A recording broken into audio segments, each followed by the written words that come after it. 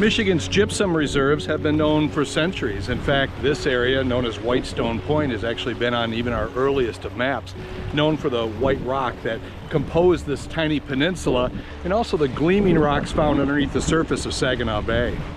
Geologist Dr. Douglas Houghton traveled to this area beginning in 1837. It was his map and notes and those of his partner Bella Hubbard that set in motion what would become the nation's largest gypsum plant. The trader informed me that the snowy gypsum is also seen a little south of Ottawa Bay at the bottom of the lake, so near the shore that at low water it's sometimes bare. Houghton and his team, along with their spaniel Dash, explored the Charity Islands in June, heading ashore to note rock formations found near present-day Alabaster. It would take a quarter of a century before the first gypsum would be mined here, cleared of the clay overburden and then harvested as land plaster, a fertilizer for farmers. Schooners and early sidewheel steamers took the product to Winona and Bay City to be pulverized until a grinding plant could be finally built at the quarry.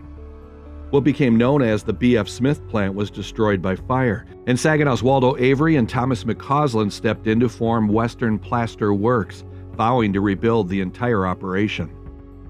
This was just in time for the World's Fair in Chicago, where 40,000 barrels of Michigan plaster coated temporary walls and even statuary that gave Jackson Park the nickname White City. Alabaster joined Grand Rapids in providing most of the finished plaster, which was said could even withstand days underwater without wearing out. In 1894, there was such a demand for plaster that they actually signed a 60-cent per ton contract with the schooners Ishpeming, Ganges, the McGuagan, and also the Senator. And in that May, the J.B. Kitchen ran aground on Middle Island with 400 tons of plaster. Lucky for them, the lifesavers were there to not only save Captain Titus and the crew, but also to help shovel some of that plaster into the lake so they could get on their way. In 1896, the plaster-laden Emily B. Maxwell collided with the Colonel Ellsworth near Waugoshance Point. The Ellsworth sank quickly in 70 feet of water. In 1898, the mine was renamed Alabaster, the ancient term for gypsum. Waldo Avery's son Sewell would take over the plant and also be part of a major merger into the United States Gypsum Company in 1902. It's hard to look at this overgrown field and realize this was the town of Alabaster. In 1904, there was a hotel here. There was employee housing for 40, a post office, and even a 600-foot dock down this road where they would load all of the schooners up and eventually steamships. USG was the only gypsum company expanding in the financial bust of 1929, opening rotary kilns in East Chicago on July 15th, with Detroit soon following. The demand for gypsum was so much that innovative ways were investigated to up the output, which for 30 years was only by train. The problem with building a dock in this area is that it's very shallow and a modern freighter cannot get close to shore, so you have to build it a ways out, and it's got gypsum underneath here. It's not a good foundation. The solution was to build 8 towers 85 feet tall with a tram line that was 30 feet above the surface. Each bucket, 72 of them, could carry 2.3 tons, and they needed it because Detroit had a brand new facility and so did Hammond, Indiana, and they all needed gypsum.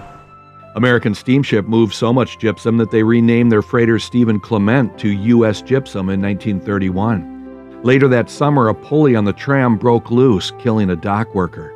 Frequent visitors here were the Consumers Power and the G.N. Wilson. Sewell Avery even had a ship named for him, Pittsburgh Steamship honoring him amidst a flurry of controversy over tussles between Avery and the War Labor Board.